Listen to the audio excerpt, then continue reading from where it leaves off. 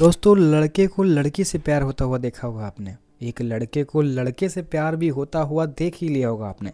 But आज की जो कहानी है गाइस, एक जिन्नात को जब एक लड़की पसंद आ जाती है, उसके लिए वो किन किन हरकतों को करता है, कैसे उसकी लाइफ को स्पॉइल करता है, सब कुछ आज की इस कहानी में जानेंगे। तो एंड तक बने रहिएगा और ऐसे ही हॉरर स्टोरीज देखने के लिए चैनल को सब्सक्राइब कर लेना। चलिए बढ़ते हैं अपनी कहानी की तरफ। तो गाइस, कहानी है सादिया नाम की लड़की की, जिसने जल्दी ही अपने ही गांव के बगल एक कॉलेज होता है जहां उसने अपना एडमिशन कराया होता है। इसका बेसिकली फर्स्ट ईयर होता है। तो यहाँ पे जाने के बाद भाई सादिया का नेचर काफ़ी अच्छा होता है। वो काफ़ी सुशील लड़की होती है और उसके फैमिली वाले बेसिकली काफ़ी स्ट्रिक्ट भी होते हैं। लोगों से न बात करने, नए लड़कों को, मतलब समाज जानते हो कैसा है ना, इसलिए वो काफ़ी स्ट्रिक्ट भी होते हैं उसके प्रति कि भाई वो किसी गलत संगत में ना जाए, कोई बॉयफ्रेंड वॉयफ्रेंड का चक्कर ना रहे। तो इसलिए थोड़ा सा डरती भी थी अपने परिवार वालों से, काफ़ी उस पर शक भी करते थे किसी बातों को लेकर। यहाँ तक कि उसके परिवार वाले उसको बस स्टॉप तक भी छोड़ने आते थे। अब यहाँ पे उसकी एक एंट्री होती है उसके एक दोस्त की, एक सहेली की, जिसका नाम होता है सुफ़ी। अब बेसिकली सुफ़ी और इसकी बॉन्डिंग, जिनका नेचर था एकदम बिल्कुल सेम था। सुफ़ी जो थी एक हॉस्टल में रहकर पढ़ने आया करती थी, जो वहाँ पे अपने कॉलेज में, वहीं ये अपने घर से जाया करती थी।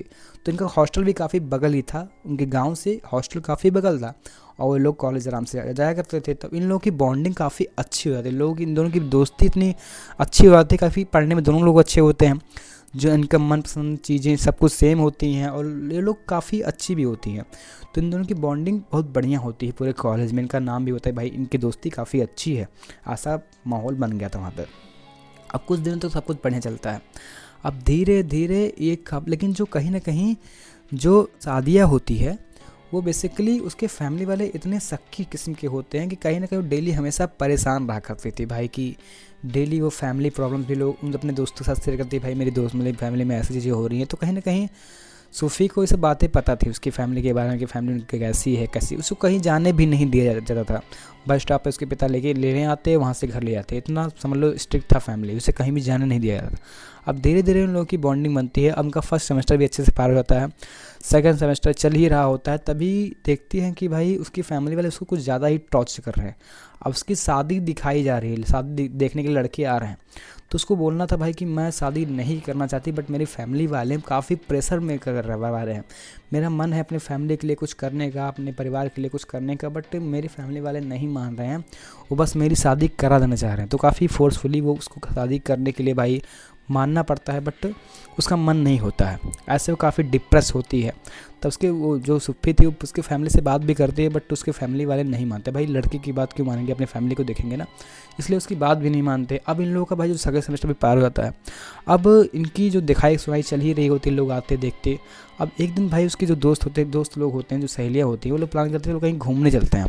अब घूमने के लिए उसके दोस्त से बोलते हैं कि भाई तू भी चल। बोलते नहीं, मेरे फैमिली वाले नहीं मानेंगे कहीं जाने के लिए, तो कोई मतलब नहीं है जाने का। तब बोलते ठीक है मैं बात करूँगी। काफ़ी फोर्सफुली बात करने पर इन लोगों का प्लान तो वैसे था 7 दिन घूमने का, बट इसकी वजह से सिर्फ 2 ही दिन घूमने को मिलते हैं। अब सोचती सुफ़ी चलो इसी बहाने कम से कम 2 दिन अच्छे से जी तो लेगी ये लड़की। कहीं घूमने आज तक नहीं गई है, इसके फैमिली कहीं जाने देते ही नहीं हैं। तो इसी बहाने जब 2 ही दिन ठीक, लेकिन कम से कम जी ले अपनी ज़िंदगी 2 दिन। अब इसके फैमिली वाले शादी करा ही रहे हैं, पता नहीं लाइफ कैसी हो, तो 2 दिन कम से कम एंजॉय तो कर ले। अब उसकी वो किसी ना किसी तरह मना लेते हैं 2 दिन के लिए। अब ये लोग दोस्त लोग घूमने जाते हैं। अब उसने बोला था उसके फैमिली वालों पूरा हिजाब पहन के जाना, पूरा कपड़ा सही से पहन के जाना, इतना स्ट्रिक्ट थे। बट ये आती है उसके हॉस्टल में, वहाँ पे कपड़े चेंज करती है, जीन्स टॉप पहनती है और परफ्यूम वगैरह मारती है, बाल खुले रखती है, पूरा मतलब अच्छे से उसको लग रहा था भाई आज मैं लाइफ को इंजॉय करूँगी, आज मैं घूमने जाऊँगी। वो काफ़ी खुश भी लग रही थी उस दिन, कि हाँ लगता है कि उसका जैसे किसी ने उसे पिंजड़े से आज़ाद कर दिया है। उसके बाद ये लोग जाते हैं घूमने, हमने 1-2 दिन अच्छे से घूमते हैं। तब वहाँ पे ढाबा पे रुकते हैं और तभी इनके फैमिली का फ़ोन आता है। सादिया के फैमिली का फ़ोन आता है, उठाते हैं, अपने फैमिली से बात करते, काफ़ी दुखी हो जाती है बात करने के बाद। ऐसा लगता है उसको कि भाई कि अब लग रहा है मार ही देंगे, ऐसा उसको लगता है। ये काफ़ी सैड होती है, बाथरूम में जाती है, थोड़ा मुंह धुल के फिर बाहर आती है। उसके बाद फिर वो लोग फैमिली ले जाते हैं, घूमते हैं, फिर 1-8 दिन, फिर उसको वापसी आने के बाद कुछ दिन तक तो भाई सुफ़ी और सादिया की कोई कांटेक्ट नहीं होता। कुछ दिन तक, 4-5 दिन तक शायद कांटेक्ट नहीं होता, बिकॉज़ पता नहीं कि वो नहीं आ रही थी। कॉलेज नहीं आ रही थी, इसलिए उन्हें कॉन्टेक्ट में फ़ोन उठा रही थी, तो इसलिए बात भी नहीं हो रही थी। तो इस एक दिन फिर अचानक से सादिया सुफ़ी को कॉल करती कि यार मैं बहुत खुश हूँ आज। बोलते क्यों, क्या हुआ? बोलते मेरी जो शादी जो लगने वाली थी ना, जहाँ शादी मेरी तय होने वाली थी, वहाँ पे कैंसिल हो गई है, और एक गुड न्यूज़ और है। बोलते क्या? बोलते मेरा बॉयफ्रेंड बन गया है।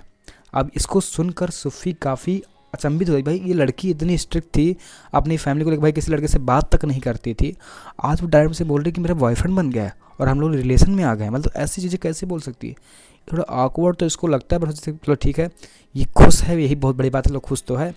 उसके बाद ये चीज़ें नॉर्मल 6-7 महीने चलती हैं। अब उसको सोचती है सुप्पी कि भाई इतने दिन हो गए, इसने आज तक अपने बॉयफ्रेंड का फ़ोटो तक नहीं दिखाया कि कौन है, ना चैट दिखाया, ना कॉल पे कभी कुछ हुआ, तो ये इसका बॉयफ्रेंड है कौन आखिर? इसके मन में जिज्ञासा होती है।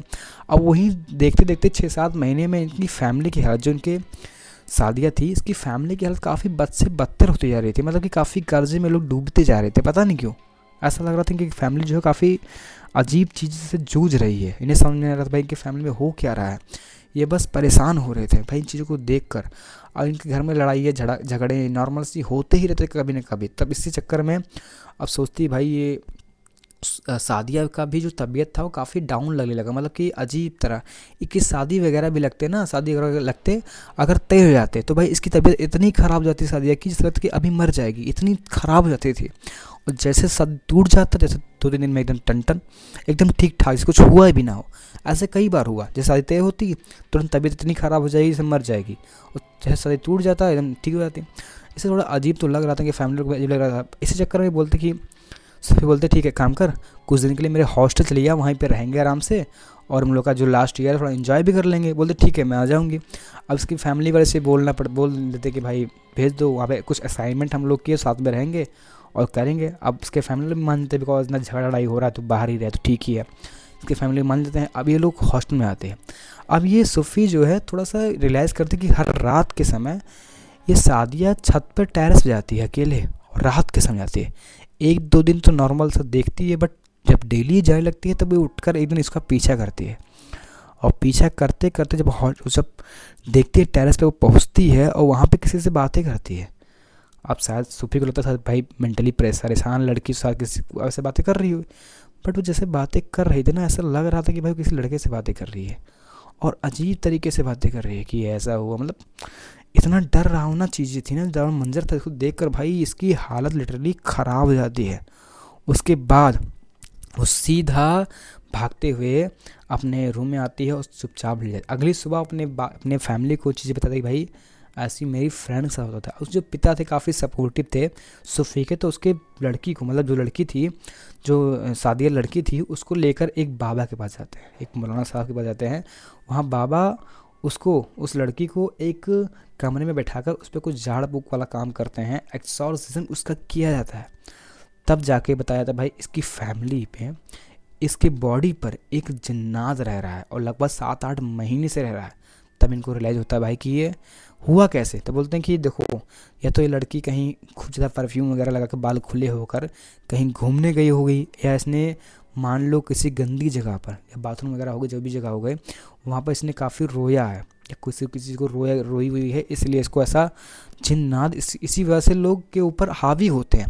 शायद इसको कमज़ोर जानकर इस जिन्नात ने इसके ऊपर अपने आप को कंट्रोल कर दिया है, इसके ऊपर आ गए हैं।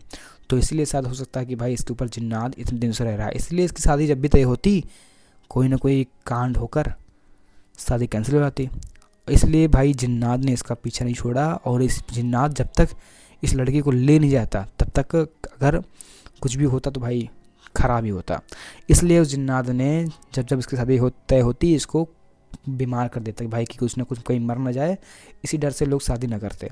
तो गाइज़ ये थी स्टोरी। उसके बाद इस लड़की के ऊपर जिन्नात वाला एक्सॉर्सिज्म किया जाता है, जिन्नात को इससे दूर किया जाता है, बट इसको रिकवर होने में भाई पूरे 1 से 2 साल लग जाते हैं। इतनी प्रॉब्लम होती है इसको, इसका पूरा बिहेवियर एकदम से चेंज हो जाता है। जो सादिया होती है वो काफ़ी खुश मिजाज लड़की थी, बट ऐसा लग रहा था भाई ये इमोशंस लेस हो गई है। मतलब कोई भी इमोशंस के ऊपर नहीं बचा था, ना खुशी के ना दुखी के। काफ़ी अजीब हरकतें, मतलब कि एकदम शांत रहने वाली लड़की बन गई है। अब भी वो एकदम शांत रहती है। अगर उसके दोस्त सुफ़ी कॉल भी करते तो नॉर्मल सी बात करती है, कोई भी इमोशंस की होती ही नहीं थी। बट हाँ ये अच्छा है कि अब उसके ऊपर से कोई भी जिन नहीं रहता है, उसे हटा दिया गया है। तो गाइज़ ये थी कहानी, जब एक जिन्नात ने उसके ऊपर हमला हावी हुआ और उसकी लाइफ को, पहले बेचारे वैसे परेशान रहते थे, अब और उसकी लाइफ को हल लगा दिए। ऐसे ऐसे कांड होते हैं, इसलिए बोलते भाई गंदी जगह पर या रात के समय हो सके तो बाल खुले होकर लड़कियों मत जाइए, और ना ही ज़्यादा परफ्यूम इधर का इस्तेमाल करिए। जो भी है सिंपल रहिए, ज़्यादा बेस्ट है। ये थी स्टोरी, आई होप आपको पसंद आई हो। चलिए मिलते हैं एक ऐसी हॉरर स्टोरी के साथ, तब तक के लिए धन्यवाद। जय श्री राम।